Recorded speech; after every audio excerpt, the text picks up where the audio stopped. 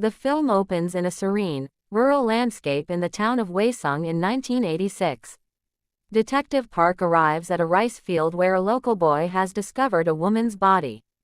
The victim, a young woman, lies brutally murdered, her body half hidden in a drainage ditch.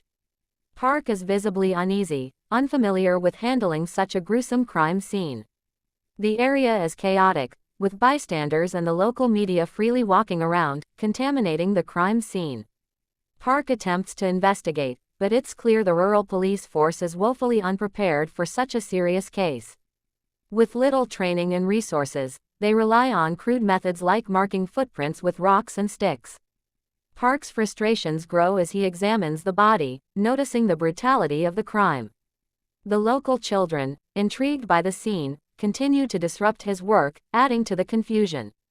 This initial sequence sets the tone, emphasizing the incompetence of the investigation and the growing sense of dread as the town realizes a dangerous killer may be lurking. Following the initial discovery, Detective Park Do-man begins his investigation with little in the way of forensic skills or evidence handling knowledge. Park believes in his intuition, relying on gut feelings to identify suspects, an approach that often leads to rash judgments. He interrogates local men based on their appearance or demeanor, convinced he can see guilt in their faces. Meanwhile, the murders continue, causing widespread panic. The local police, pressured by the community and higher authorities, struggle to make progress. Amidst this chaos, Detective Yoon, a meticulous and methodical investigator from Seoul, is called in to assist with the case. Yoon represents a stark contrast to Park. Where Park relies on instinct, Yoon believes in evidence and procedure. From the moment Yoon arrives, the tension between him and Park is palpable. Yoon's presence exposes the incompetence of the local police force, and he quickly points out the mishandling of the crime scene and lack of proper investigative practices. The two detectives begin working the case with opposing methods, highlighting the divide between old-school police work and modern investigative techniques. As more bodies are discovered, Yoon starts to see a pattern in the murders. All the victims are young women, killed in a similar manner, bound, gagged, and left in isolated places. It becomes clear that they are dealing with a serial killer, and Yoon's methodical approach might be the key to solving the case, but Park's resistance to change complicates matters. Desperate to find the killer, Detective Park Do-man and his team apprehend their first suspect, Bong Joon-ho, a mentally disabled man who was seen near one of the crime scenes. Park is convinced that Bong's odd behavior and inability to provide clear answers make him the perfect suspect. The local police, under intense pressure to make an arrest, quickly zero in on Bong as their prime suspect, ignoring the lack of substantial evidence. Inside the interrogation room, Park employs violent and coercive methods to force a confession out of Bong. With the help of his brutish colleague, Detective Cho Young-koo, they beat and intimidate Bong, believing they can extract the truth through physical force. Park, confident in his instincts, ignores any inconsistencies in Bong's story, focusing solely on making him confess. Yoon, observing from a distance, remains unconvinced. Unlike Park, Yoon relies on logical analysis and finds no concrete evidence linking Bong to the murders. He expresses his doubts, but the local police dismiss his concerns, eager to close the case. Yoon's frustration grows as he sees the investigation spiraling out of control. As the interrogation escalates, Bong finally breaks down and gives a vague confession, but it's clear that his words are the result of fear and coercion rather than genuine guilt. Seo presses Park to stop the mistreatment and investigate further, but the police continue to pursue Bong as the main suspect, signaling the flawed and reckless approach of the local force. As the murders continue, Detective Yoon begins to piece together a troubling pattern. He notices that each murder takes place on a rainy night, and all the victims are women who are found bound, gagged, and strangled with their own clothes. This eerie similarity between the killings suggests a serial killer is at work, something that the rural police force had not considered in previous cases. One of the key moments of realization comes when Seo connects a seemingly small but crucial detail. A particular song, "Sad Letter," is requested to play on the radio shortly before each murder. Yoon's methodical, detail-oriented approach uncovers this connection, while Detective Park and the local force remain focused on suspects rather than the broader pattern. This discovery fuels Yoon's theory that the killer is both meticulous and deliberate, carefully choosing his victims and the circumstances of each murder. However, Parks, who is still driven by gut instinct, remains skeptical of Yoon's conclusions, convinced that interrogating random suspects will yield results. The two detectives' clashing methodologies are thrown into sharp contrast as Yoon delves deeper into the emerging pattern, while Park continues to chase leads based on intuition. Meanwhile, the local police face mounting pressure from the public and higher-ups to solve the case, but the lack of modern forensic tools makes progress difficult. Yoon's frustrations grow, especially as Park's reckless tactics threaten to derail the investigation further. With each new victim, the pressure intensifies, and the town is gripped by fear. The killer's ability to evade capture despite the clear pattern only deepens the mystery, while Yoon's determination to solve the case becomes increasingly personal. As the investigation drags on with no solid leads, the tension between Detective Park Do-man and Detective Yoon intensifies. Park's reliance on intuition and brutal interrogation methods continues to clash with Yoon's methodical and evidence-driven approach. Their contrasting styles not only lead to friction but also affect the overall progress of the investigation. Parks grows more desperate, and the pressure from the public and media escalates. In his search for answers, he latches onto another suspect, a seemingly shy factory worker, Park Hwaseong, whose odd behavior raises Park's suspicions. Park believes he's finally found the killer and sets out to extract a confession.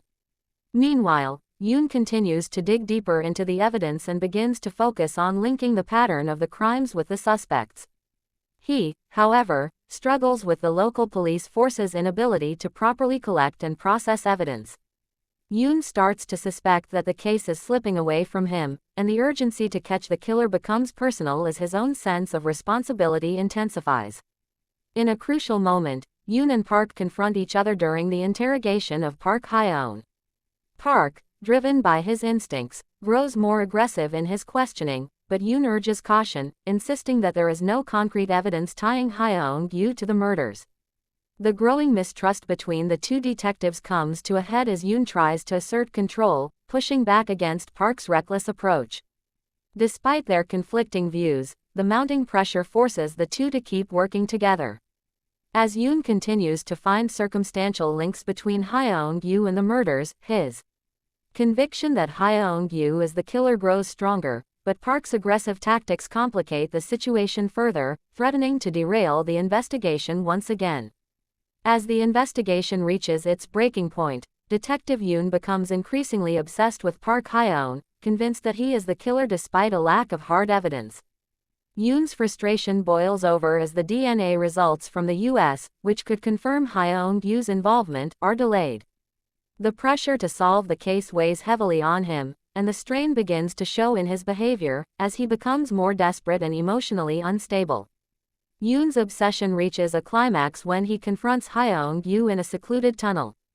Tension fills the air as Yoon holds a gun to Hwaseong, determined to make him confess. Hwaseong, maintaining his calm demeanor, denies any involvement in the murders. The eerie quiet of the tunnel amplifies the psychological intensity of the scene as Yoon's anger and frustration collide with his need for justice. Yoon, who has always relied on evidence, is now at a moral crossroads.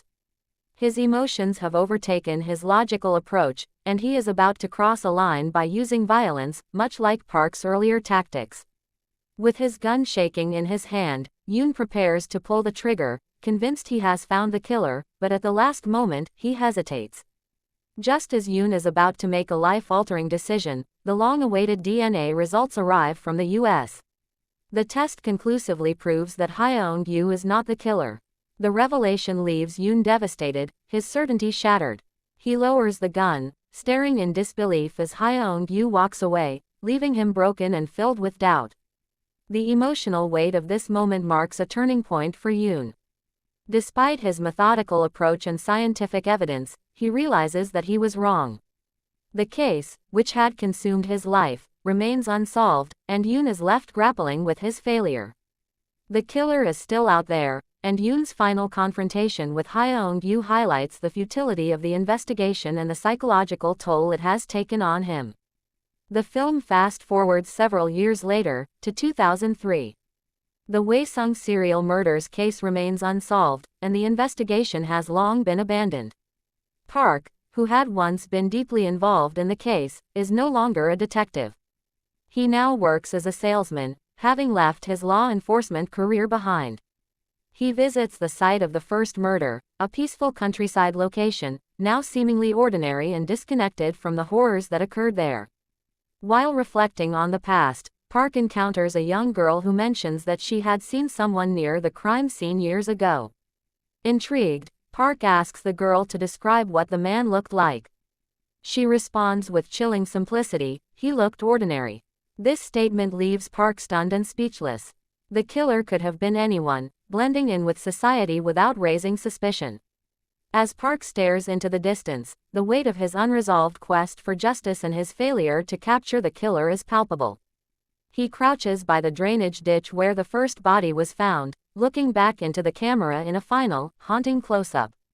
This look, filled with guilt, confusion, and perhaps a lingering sense of failure, signifies the psychological burden that has stayed with him all these years. The film ends without closure, neither for Park nor for the audience. The killer's identity remains unknown, and the case unsolved. The open ending underscores the frustration and helplessness felt by everyone involved in the investigation and reflects the real-life mystery of the Hwaseong murders, which remained unsolved for decades. The sense of uncertainty lingers, leaving viewers with the haunting realization that justice was never served, and the killer might still be out there. Memories of Murder is not just a gripping crime thriller but also a powerful commentary on the inefficiencies of law enforcement and the psychological toll of unsolved mysteries.